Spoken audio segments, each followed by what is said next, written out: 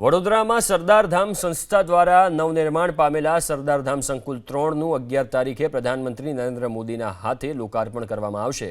આ પ્રસંગે સરદારધામ દ્વારા પ્રધાનમંત્રી નરેન્દ્ર મોદીને સરદાર ગૌરવ રત્ન એવોર્ડ એનાયત કરવામાં આવશે। પ્રધાનમંત્રી નરેન્દ્ર મોદી સરદારધામ 3નું લોકાર્પણ કરશે। આ કાર્યક્રમમાં ગુજરાત રાજ્યના મુખ્યમંત્રી ભૂપેન્દ્રભાઈ પટેલ, નાયબ મુખ્યમંત્રી હર્ષ સંઘવી પણ ઉપસ્થિત રહેશે।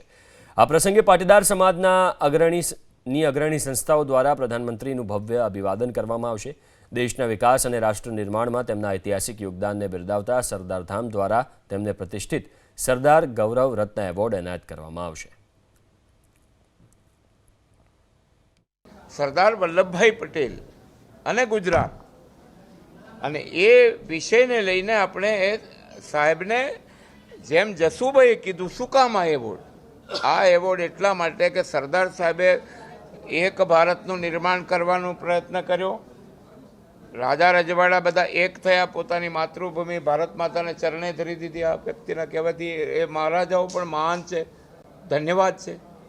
અને એ જે એમનું જે સ્વપ્ન હતું સરદાર સાહેબનું, એ પૂરું થઈ રહ્યું છે। મોદી સાહેબ 11મીએ સરદારધામના લોકાર્પણ માટે આવી રહ્યા છે।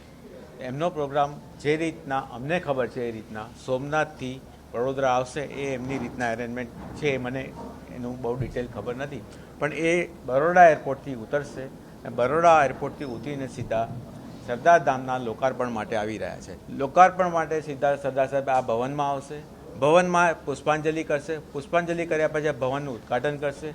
ભવનની અંદર બીજું એક કંઈક પ્રોસેસ છે અમારો કે તકતી અનાવરણનો, એ કરશે અને પછી ભવનની વિઝિટ કરશે। ભવનની વિઝિટ પતી ગયા પછી સીધા એ પંડાલમાં જશે, જે મેઇન આપણો પંડાલ છે ત્યાં આગળ આવશે ને ત્યાં આગળ પછી આગળનો પ્રોગ્રામ ચાલુ રહેશે।